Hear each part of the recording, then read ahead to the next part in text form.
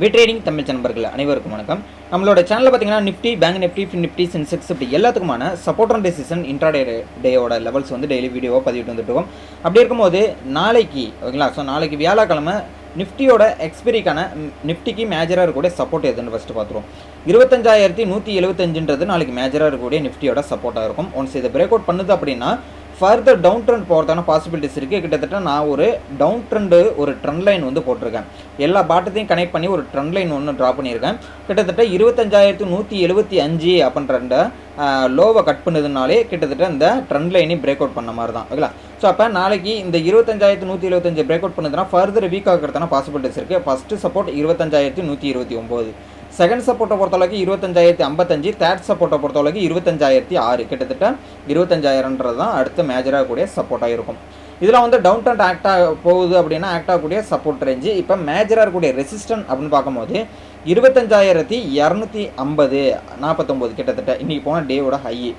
Once இதை break out பண்ணுது அப்படின்னா கிட்டத்தட்ட இந்த ட்ரெண்ட் லைனையும் சப்போர்ட் எடுத்துகிட்டு திரும்பவும் ஃபர்தராக வந்து மார்க்கெட் வந்து ஒரு அப் ட்ரெண்ட் போகிறதுனா பாசிபிலிட்டிஸ் இருக்குது. First resistant 25,295, second resistant 25,323, third resistant கிட்டத்தட்ட இந்த ஆல்மோஸ்ட் இந்த கேப்பை ஃபில் பண்ணுறதுக்கான வாய்ப்புகள் இருக்குது 25,369.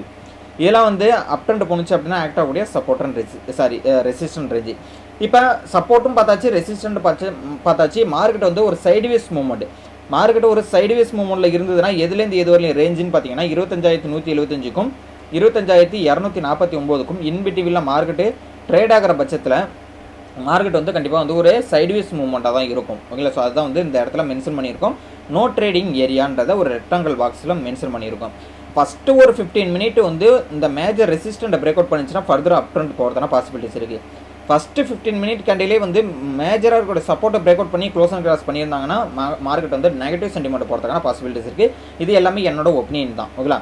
ஸோ நெக்ஸ்ட்டு பார்த்திங்க அப்படின்னா பேங்க் நிஃப்டி பார்த்துருவோம். ஸோ பேங்க் நிஃப்டியை பொறுத்தளவுக்கு நான் எப்படி நிஃப்டிக்கு ட்ரெண்ட் லைன் வந்து பாட்டத்தில் போட்டணும் அதே மாதிரி இதுலேயும் ட்ரெண்ட் லைன் வந்து பாட்டத்தில் போட்டிருக்கேன். இப்போ நாளைக்கு மேஜராக கூடிய சப்போர்ட்டுன்னு பார்க்கும்போது பேங்க் நிஃப்டியை பொறுத்தளவுக்கு 57,075 நாளைக்கு மேஜர் சப்போர்ட்டு. ஒன்ஸ் இந்த மேஜர் சப்போர்ட்டை பிரேக் அவுட் பண்ணுதுன்னா கிட்டத்தட்ட ஆல்மோஸ்ட் இந்த ட்ரெண்ட் லைனையும் பிரேக் அவுட் பண்ணிடுவாங்க. ஃபஸ்ட்டு சப்போர்ட்டை பொறுத்தளவுக்கு 56,960, செகண்ட் சப்போர்ட்டு 56,889, தேர்ட் சப்போர்ட்டை பொறுத்தளவுக்கு 56,774. ஃபைனலாக ஆக்ட் ஆகுதுன்னா ப்ரீவியஸ் டேவோட லோ தான் கிட்டத்தட்ட 56,600. இப்போ மார்க்கெட் வந்து ஒரு பாசிட்டிவ் சென்டிமெண்ட்டில் போக போகுதுன்னா மேஜராக ஒரு ரெசிஸ்டன்ட் பொறுத்தளவுக்கு இன்றைக்கி டேவோட ஹையானா கிட்டத்தட்ட 57,262 மேஜர் ரெசிஸ்டண்ட்டாக இருக்கும். அந்த மேஜர் ரெசிஸ்டண்ட்டை ஒன்ஸ் பிரேக் அவுட் பண்ணதுன்னா ஃபர்தர் அப் ட்ரெண்ட் போகிறதுனா பாசிபிலிட்டிஸ் இருக்குது. First resistance 57,377, second resistance 57,448, third resistance 57,563. இப்போ மார்க்கெட் சைட்வேஸ் மூவ்மெண்ட்டில் இருக்குன்னா ஒரு ரேஞ்ச் பவுண்டரில் இருக்கக்கூடிய மார்க்கெட்டை பொறுத்தளவுக்கு 57,075க்கும் 57,262க்கும் கிட்டத்தட்ட ஒரு 90 பாயிண்ட் பார்த்தீங்கன்னா மார்க்கெட் வந்து நோ ட்ரேடிங் ஏரியா, அதாவது சைட்வேஸ் மூவ்மெண்ட்டில் இருக்கிறதுக்கான ரேஞ்ச் பவுண்ட் மார்க்கெட்டாக இருக்கும் இந்த இடத்துல. ஃபஸ்ட்டு 15 மினிட் கேண்டில் பார்த்தீங்கன்னா 57,262க்கு மேஜர் ரெசிஸ்டண்ட்டை பிரேக் அவுட் பண்ணுச்சு அப்படின்னா ஃபர்தராக வந்து மார்க்கெட் வந்து ஒரு அப்சைட் போகிறதுன பாசிபிலிட்டிஸ் இருக்குது. ஃபஸ்ட்டு 15 மினிட் 57,075 கீழே க்ளோஸ் அண்ட் கிராஸ் பண்ணுறாங்க அப்படின்னா கண்டிப்பாக மார்க்கெட் வீக் ஆகிறதுனா பாசிபிலிட்டிஸ் இருக்குது. இது என்னோட ஒப்பீனியன். ஸோ ஃபைனலாக பார்த்திங்க அப்படின்னா ஃபின் நிஃப்டியை பார்த்துருவோம். ஃபின் நிஃப்டிக்கான மேஜராக இருக்கக்கூடிய சப்போர்ட்டு அப்படின்னு பார்க்கும்போது நாளைக்கு டேவோட லோ, இன்றைக்கி டேவோட லோ கிட்டத்தட்ட வந்து ஃபஸ்ட்டு 15 மினிட்லேயே மார்க்கெட்டு ஃபின் நிஃப்டியை முடிச்சிட்டாங்க. ஸோ இந்த ஃபஸ்ட்டு 15 மினிட் கேண்டிலோட லோ கிட்டத்தட்ட 26,873 நாளைக்கு மேஜராக இருக்கக்கூடிய சப்போர்ட்டு.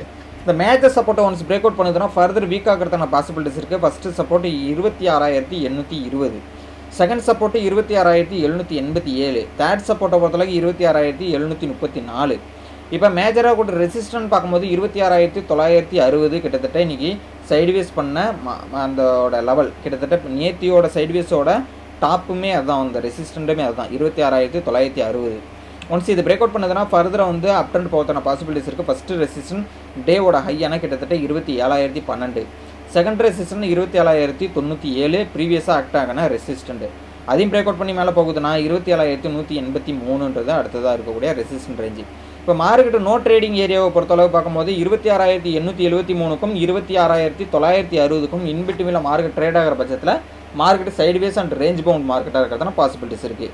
ஸோ இந்த லெவல்ஸ் எல்லாமே நோட் பண்ணி வச்சிங்க. இதெல்லாம் வந்து நாளைக்கு வந்து உங்களுக்கு யூஸ் பண்ணுறதுக்கு ரொம்பவே உபயோகரமாக இருக்கும்.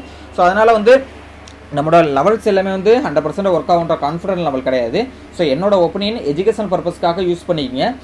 அது மட்டும் இல்லை, நீங்கள் எந்த ஒரு ட்ரேடர் இருக்கிறது முன்னாடி உங்களோட ஃபினான்ஷியல் அட்வைசரை கன்சல்ட் பண்ணிக்கிங்க. செபி ரூல்ஸை ஸ்ட்ரிக்டாக ஃபாலோ பண்ணிக்கிங்க. அதாவது டிப்ஸ் அண்ட் ரெக்கமெண்டேஷன், அதாவது பெய்டு கால்ஸ் கொடுக்குறாங்க அப்படின்னா தயவுசெய்து ஜாயின் பண்ண வேணாம். நீங்கள் கற்றுக்கிட்டு ட்ரேட் பண்ணீங்க, நீங்கள் ஓன் ட்ரேட் எடுத்துனா மட்டும்தான் நீங்கள் ப்ராஃபிட்டபிள் ட்ரேடாக மாற முடியும். அது மட்டும் இல்லை, 2025 ஒரு டேட்டா வந்து கிளியராக கொடுத்துருக்காங்க. 99% பார்த்தீங்க அப்படின்னா இன்ட்ராடே ஆப்ஷன் ட்ரேடிங் பண்ணுறவங்க லாஸ் பண்ணிகிட்டு இருக்காங்கன்றாங்க. கிட்டத்தட்ட இது மாதிரி லாஸ் பண்ணவங்களோட ஆவரேஜோட ஒரு அக்கௌண்ட்டோட லாஸ் எவ்வளோன்னு பார்த்தீங்கன்னா 50,000 இருக்கும் அப்படின்ற மாதிரி சொல்லியிருக்காங்க. ஸோ அதனால் ரொம்பவே கேர்ஃபுல்லாக பண்ணுங்கள். ஆப்ஷன் ட்ரேடிங்கை பொறுத்தளவுக்கு ஹை ரிஸ்க்கு ஹை ப்ராஃபிட்டு அப்படி தான் இருக்கும். ஸோ அதனால் வந்து ப்ராஃபிட்டபிள் ட்ரேடு ஆகணும் அப்படின்னா கண்டிப்பாக நீங்கள் வந்து ஓன் ட்ரேட் எடுக்கிறதுக்கு தானே எடுத்தால் மட்டும்தான் நீங்கள் வந்து கற்றுக்கிட்டு ட்ரேட் பண்ணுறதுல தான் இருக்குது. நம்ம வந்து கோர்சஸ் வந்து ப்ரொவைட் பண்ணிட்டு இருக்கோம் ஆப்ஷன்ஸ் பையிங்க்கு. ஸோ ஆப்ஷன்ஸ் பையிங்கான கோர்சஸ்க்கான டீட்டெயில் என்னோட வாட்ஸ்அப் நம்பர் டிஸ்கிரிப்ஷனில் கொடுத்துருக்கேன். டெலகிராம் குரூப்லையும் ஜாயின் பண்ணிக்கங்க. மார்க்கெட் ஹவர்ஸில் இருக்கிற மார்க்கெட் அப்டேட்ஸ் எல்லாமே வந்து A to Z நம்ம டெலகிராம் குரூப்பில் கொடுத்துட்ருக்கோம். ஸோ மறக்காமல் ஜாயின் பண்ணிக்கங்க. உங்களோட ஃபீட்பேக் நம்ம லெவல்ஸ் எப்படி ஒர்க் ஆகிட்டு இருக்குன்றத ஃபீட்பேக்கு கமெண்ட் பாக்ஸில் சொல்லுங்கள். கண்டிப்பாக வீடியோ பிடிச்சிருந்தா லைக் பண்ணுங்கள், உங்கள் ஃப்ரெண்ட்ஸ்க்கும் ஷேர் பண்ணிவிடுங்க. தேங்க்யூ நம்பா.